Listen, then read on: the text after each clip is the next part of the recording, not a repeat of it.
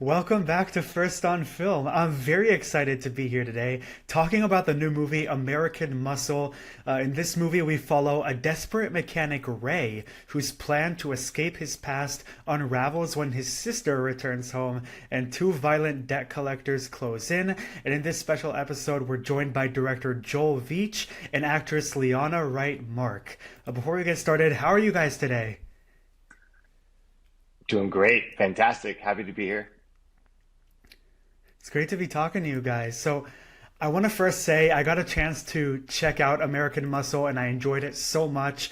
It's really tense and unpredictable, and I feel like it's rare to this extent where I just kept trying to guess how it would end, and unsuccessfully so. And you did a very good job with that. So, I want to ask you first, Joel, what comes first when you're writing? Is it a setting, the character dynamics, a theme, a mood, an image? Yeah, good question. I mean, I think for me personally, like I started writing this as a play actually a few years ago, and I just had this.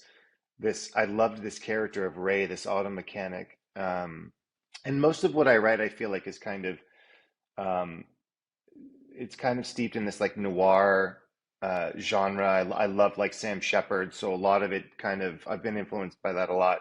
Um, and really, I just loved this character of like Ray, and I started there, and you know, uh, it kind of just kept it going from there in terms of um, the tone of it just kept getting darker and darker. So that's where it all began. I know that this is a very like neo-noir influenced tone and setting. What are some of your favorite crime films of all time? I Great mean, question. yeah, I personally I love Chinatown. I love Blood Simple, Fargo. The Coens are a really big influence.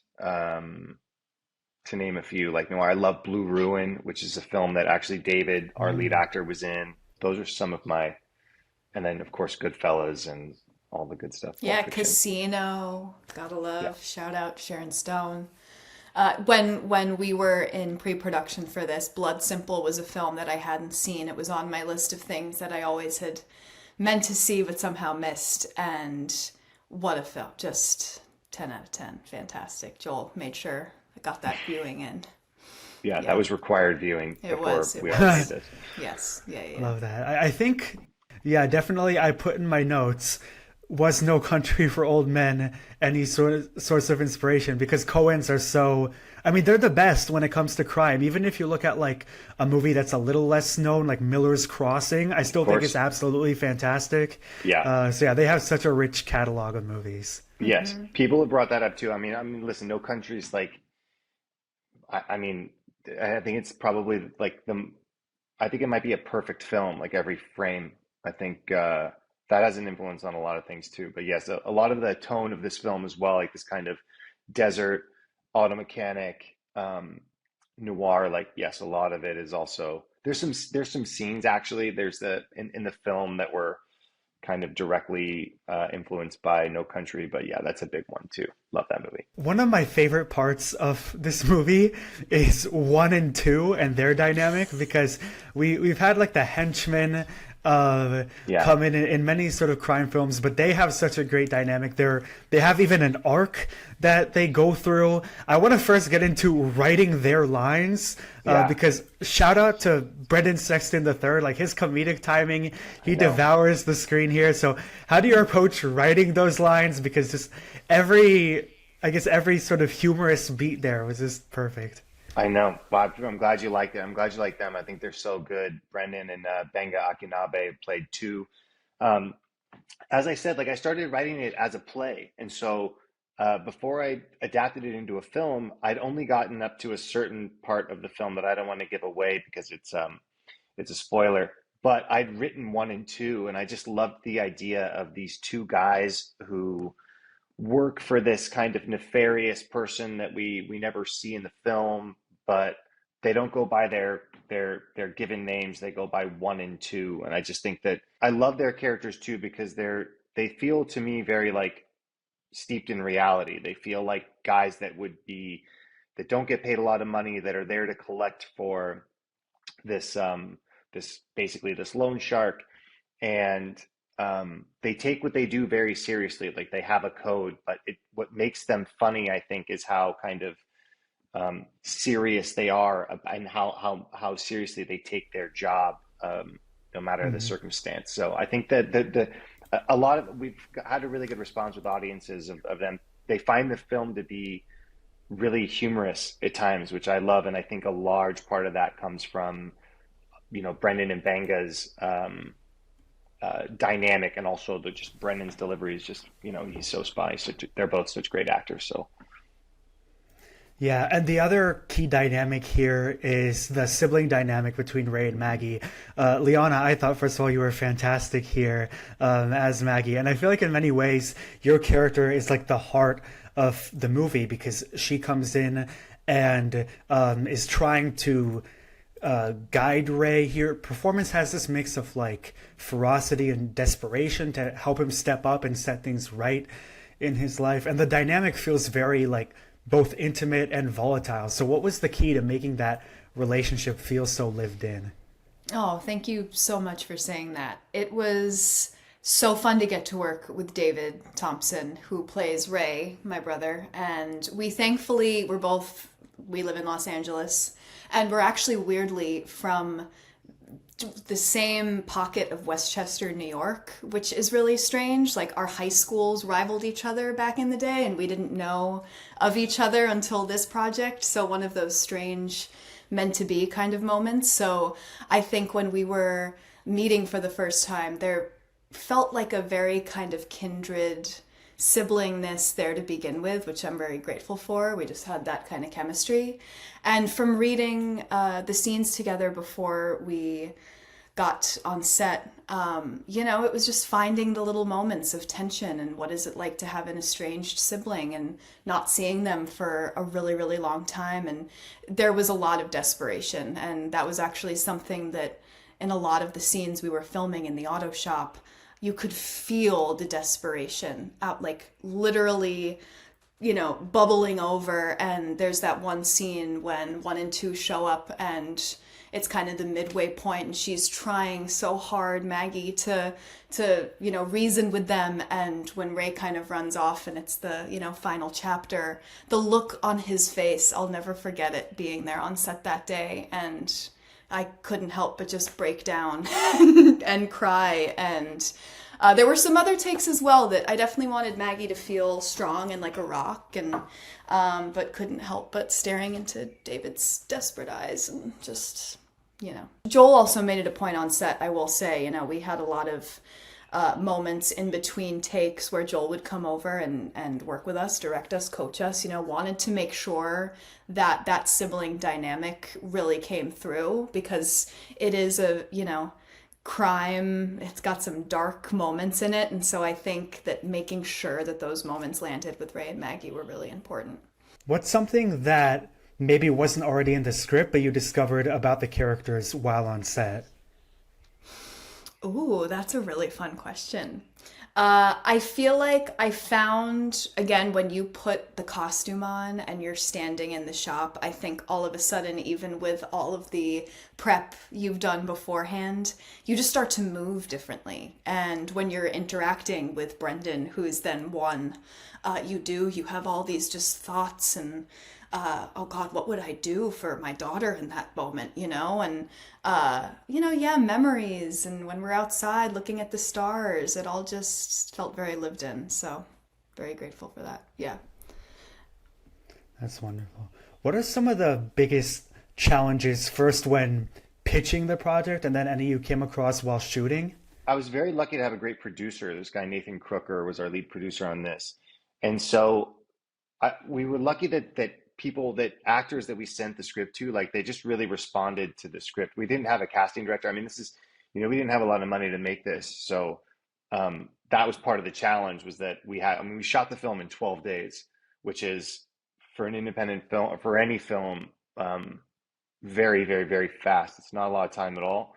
So we had 12 days to make the film.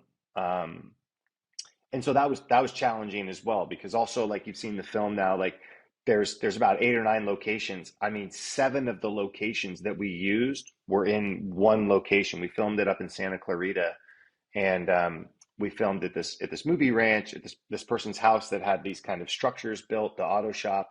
Um, and then we had a great production designer. Her name's Casey Rose Daniel. She went in there and took this person's home and really created all of these little mini sets that we were able to use. The only 2 scenes that we actually had to move for were the insurance scene in the insurance agent's office and the convenience store. That was it. So um, that was it, everybody wanted to be involved in it. Luckily, because I think they just responded to the script, the actors.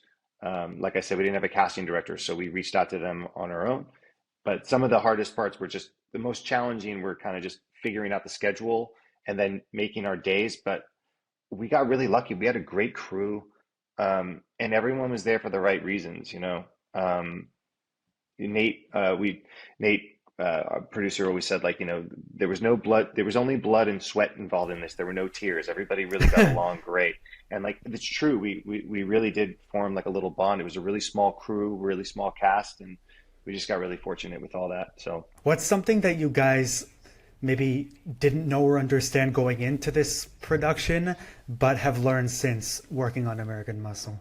I mean, I kind of, again, it's my first feature, so like it was all new to me. I was really discovering everything as I kind of like moved along. But I will say that like casting really good actors, it goes a long way, and crew. Like, I mean, who you surround yourself, you know, I guess I didn't understand the true value in that until I was on set. And when you have a great cast and you have a great crew, um, it really, like, mitigates the chance for anything bad happening. And when it does, you can really kind of you can work through certain things. So I kind of always suspected it, but until I was on set, because it was my first film, really that's such an important commodity. Great actors and a great crew and a great producer. Yeah. Every set is such a learning experience. I feel like you're always thrown challenges that are going to, yeah, just throw you for a loop, and in the best of ways. I feel like this in particular, for me at least, I thankfully had the script back in last January. We were actually shooting the film still right now, this time last year. We were still on set, April 27th. I think maybe you were shooting Jorge Garcia's scene at the end today. And I think for me as an actor, you do a lot of work. And, I had thankfully 3 months to prep for Maggie. And you have all these sort of ideas and, like, we were talking about earlier, just, ideas for the character. And then you get there on set and you have to have that and then release a lot of that as well, because it isn't what you necessarily expected or planned for or prepped for. And so that was a really big learning thing for me, was to be like, okay, you have to trust and just go and really allow yourself to be present and be in the elements. And like Joel said as well, there were no egos on that set. Everyone was so caring and wonderful. And we had worked on a film, Joel and I, about 5 years ago. That was how we met, called Old Man, directed by Lucky McKee. And a lot of the team for American Muscle were Old Man crew. And it was just so lovely to work with everyone again as well. So that felt really like a family in that regard. Yeah, back to what Joel said. I think you guys have set an excellent example for, how casting a movie right definitely pays off. Oof. By the way, Liana, how much, if at all, did you and David improv? Was there any improv from 1 and 2's end? Not a ton of improvising, honestly. Joel likes, he has, there was a lot of dialogue in there. But I definitely think 1 and 2 had a little more banter and moments that they were, or I don't know, Joel maybe Well, can there was one moment. I mean, correct like, me. there was one moment. There was the only improv really that 1 and 2 had were at the top of the film. They started talking about. They have a conversation at the top of the film, and a lot of that was just natural because we were driving to the location um, of when they come upon this coyote. And as they're driving in the car, they have a conversation. As we were filming that scene, I was in the car behind them and I radioed in and I was just like, hey, start talking, just have a conversation. And what was cool about that was that Brendan and Banga had never met before, but they had both really loved each other's work. Like Brendan's been in everything, and same with Banga. And they had both really were fans of each other. And this was the first time they'd really had a chance to really talk about stuff. So their Mm. conversation drifted from like just talking to one another as Banga and Brendan, and then it shifted into them talking as one and two. And when that happened, it was like gold. So a large part of the top of that they did, but for the most part, it was pretty much stuck to the script. You know. When you're watching a movie like this and there's these things that are in the auto shop that are possibly weapons that can be used as weapons, like the sledgehammer, you sort of just buy it because there's the sound design and you like buy the weight because it looks realistic. Yeah. What are the props like, and then how do you then approach that in the sound design to add to like the weight that you feel to those objects in the edit? Yeah. Well, I'll tell you what, that sledgehammer was fake, but it was, you would not want to Mhm. get hit with it. It was still heavy. Like you would not want to take a hit from it. Um, but it looked great. It looked fantastic. And then really it's all like, as you mentioned, it's all sound design. So Andrew Smedick was our sound designer. Mixer, he did everything sound related was Andrew Smedick. And like he and I worked together hand in hand on that. And I really, again, not to give too much of it away, but there is a scene where a sledgehammer is involved, and it's the way it drags across that concrete. It really does add, I think, a sense of dread. The whole thing, actually, the sound design and the whole thing really, you know, Smedic Andrew did a really great job, I think, of really amping those tension beds that you hear in there that the audience probably isn't even aware they're hearing, but I've seen the film over 100 times, and there's still moments where I watch the film where I feel I get very tense. And we've seen it now with an audience 3 or 4 times now. We played a festival last month and um, got in a theater with like Dolby 5.1. It's just, Yeah. it shakes you. And you guys won big at Cinequest as well. What was that moment like? Just super grateful. Yeah, we won the audience award for best dramatic feature. That was a great festival. We had a wonderful time there. They did a great job taking care of the filmmakers. We met a lot of amazing filmmakers, saw a lot of amazing films. Um, but yeah, it definitely felt good. I think whenever as a filmmaker, when you have your film go out there and you can feel it connect with an audience, and there it just feels really good. But yeah, we were there for the whole week, and it was nice to kind of walk around the festival and have people be like, "Oh yeah, American Muscle. I've heard about that. I'm gonna come see the next screening." It was like, "Oh cool," because we That's didn't so tell cool. anybody. But yeah, it was fun. Very, very fortunate. Yeah. That's been a big learning thing for me too. It was the first time I got to be at a festival for like the whole 2 weeks and getting to really utilize all the different just fun networking events and Q&As. And you meet so many filmmakers. I mean, people from Argentina and Australia who are flying in, and it's just an incredible boiling pot of creation and inspiration. And I feel like we all left and it was like, what an amazing thing. But yeah, I'm learning so much. I didn't even know those like audience awards and things truly existed. So it was really cool. It was very unexpected. Uh, and it was, yeah, cool, fun to celebrate. Yeah. Always a good reason to celebrate.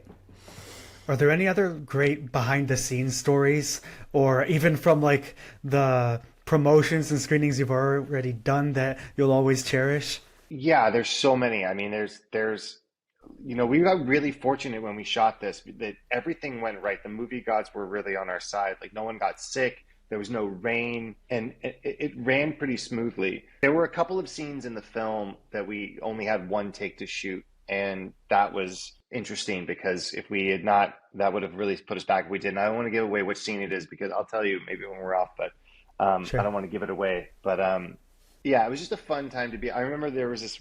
I'll give you one thing. Brendan told me, Sexton. He was talking about the characters, and when you see the film, they're wearing these Western wear suits with their Circle S Western wear suits. They're basically you can buy them at any Western wear store in America, right? And the second they put those suits on, they really transformed into the characters. And we did a fitting here at my apartment.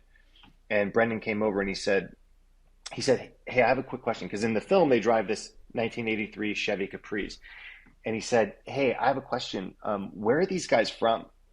And I said, "Well, where do you think they're from?" And he said, "Well, it's their plates say California, but I don't think they're from California." I said, "No, where do you think they're from?" He goes, "I think these guys are from Reno." And they bought the car in the Vegas side, in the Nevada side of Tahoe, and they drove it down. And I said, "Man, I think these guys are absolutely from Reno." So forever and moving forward, that is where one and two are from. They're from Reno. But yeah, Yeah, man, it was just a Brendan good had a time. lot of fun in that car too. A lot of fun behind the Yeah, scenes in that car. Christy Soder, who is our line producer, who's actually also my best friend in real life. So again, bring on whoever you know. Christy, bring on your best friends. Christy and I have such a vision of one of my other friends, Olivia, who was there that day PAing, coming from filling up the tank, driving, and to see my girls pulling up in the one and two car was a great memory for me. But Brendan, I know, was very much wanting to drive off in the Caprice at yeah. the end of that shoot. He was very able and willing. He wanted that car. Who kept that car at the end? It's actually Joel's neighbor. It's yeah. Yeah, it Oh, belongs to a It's neighbor of yeah mine. yeah Yeah. yeah yeah. But I will say this: there was something that happened on set that was interesting. The scene where it's towards the end of the film where Ray is driving the pickup truck and he pulls into the gas station. When he pulls out of the gas Oh station, we, yeah. we we killed the truck. That was the last time that truck ran. So that one He take as he's driving away, that he literally floored killed it a little bit too hard. So the killed the truck truck. the Dead. truck made it, but it's And gone like now. almost you see in one of the takes as he's pulling up there, I mean, he almost flipped that thing. It was some great stunt driving on David's part. Yeah, good David could job, add David. stunt driver to his resume for sure. Yeah. Yeah. speaking of which, is there a on-set role that you've never tried yet but would love to? Crafty. On-set role. Yeah, I was literally about to say the same thing, crafty. I would love to be able to be in charge of like what is, you know what Just I 100%. mean? make I would love cookies to for everyone. the Literally, like the cookies, the candy, joy. the chips. Like I would love to be we had great crafty though. We did have very good, you We know. we we did, and I will say too, Denise and Scott, who own the property where we shot the majority of the film, Tranquility Movie Ranch in Santa Clarita, they acted very much as our like set mom and dad. And at the end of the shoot, Denise came with cupcakes, and Yeah, she was it was just really so sweet. congratulatory. They were the best. But yeah, I think feeding people and knowing like, all right, what do you want to drink? Like truly, it makes all the difference. Like, yeah, I would do that in a heartbeat. Me too. Yeah. Super Great. cool. So, Next one. if the characters in this movie had Instagram, what do you think their feeds would look like? We can start with Maggie. Yeah, go ahead, Oh, Maggie. I was gonna say, well, Maggie's probably got a lot of photos of Annie, her kid. I feel like she probably doesn't post a lot. Like, probably had Instagram back in the day when you could just post a photo of, toast, and that would be fine for the day. But no, I feel like it's probably pretty quiet. Maybe a couple photos from like, I don't know, late nights with friends at the bar, or I don't know. I feel Yeah, like she's pretty private. I feel like she's a pretty private person, but definitely some like Annie photos. yeah. Maybe post I like think biannually. yeah. And Ray Yeah. would Ray would definitely have some auto shop stuff, some engines. The tough one would be one and two. I don't know what one and two would have on their I wonder if they on would be like in charge of like those shower thoughts accounts. yeah, yeah, yeah. Yeah, yeah, They yeah. would Some have like news something or wise They to something. actually have say. a podcast. They're like Yeah, driving and are just kind of talking like they are in the beginning of the film. I'd listen to that. they're pretty out there, man. Those guys are out there. I know. I don't know what they would. Yeah, memes maybe. Yeah, It's funny. for sure. That's great. If you had only one word and one emoji to describe American Muscle, what would you pick? Wow. I'd go with maybe tragic and a black heart. I like that. You know? Yeah.